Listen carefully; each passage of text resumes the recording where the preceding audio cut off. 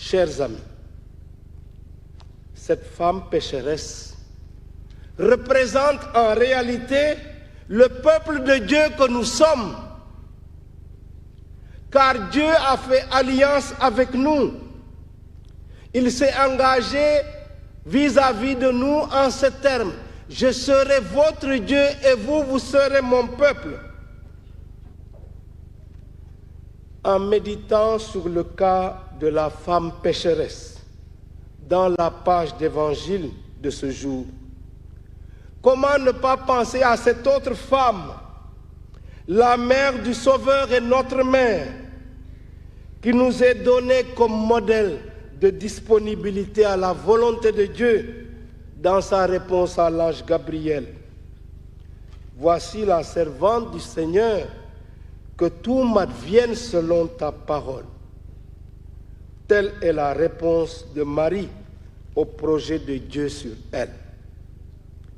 Son attitude m'a rappelé cette invocation qu'on adresse à Marie dans les litanies mariales. On lui dit « Arche d'alliance ». Mais pourquoi une telle invocation? À l'origine, l'arche d'alliance que Moïse avait fait faire et orner, suivant des instructions divines strictes et précises. Cette arche d'alliance était une sorte de grande caisse en bois qui contenait les tables de la loi du décalogue reçues par Moïse sur la montagne. Cette arche était le symbole de la présence de Dieu au milieu de son peuple et le signe de sa protection. Cette arche, c'était comme un tabernacle, une sorte de sanctuaire mobile que l'on transportait à certaines occasions, comme à la guerre ou dans le cadre de processions religieuses. C'était donc un objet religieux important. Que dire alors de la Vierge Marie, cette femme choisie par Dieu? N'est-elle pas le tabernacle du Dieu vivant?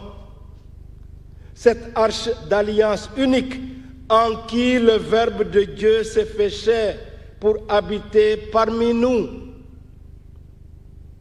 n'a-t-elle pas accepté de coopérer avec Dieu tout au long de sa vie, en cheminant dans l'obéissance de la foi? Et admirons cette jeune femme Marie, qui se hâte sur les montagnes de Judée pour aller visiter sa cousine Élisabeth. Elle est porteuse en elle du Verbe de Dieu comme un sanctuaire mobile. Elle vit une relation unique avec Dieu. Et Élisabeth ne s'y trompe pas lorsqu'elle déclare: « Comment m'est-il donné que la mère de mon Seigneur vienne jusqu'à moi ?» Chers amis, je vous le dis franchement, ne vous laissez pas intimider par ceux qui disent que nous adorons Marie. Nous n'adorons pas la Vierge Marie, elle n'est pas une déesse.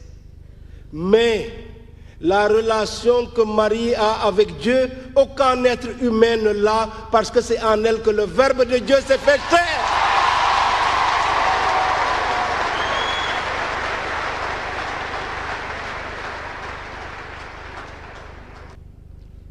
Par sa présence maternelle à nos côtés, elle nous arme de courage dans nos difficultés pour porter notre croix à la suite de Jésus, dans l'endurance, la persévérance et la fidélité. Elle nous donne l'exemple de la communion dans la prière avec les disciples du Christ réunis au Cénacle pour que l'Esprit de Dieu se répande sur nous et nous envoie tous en mission.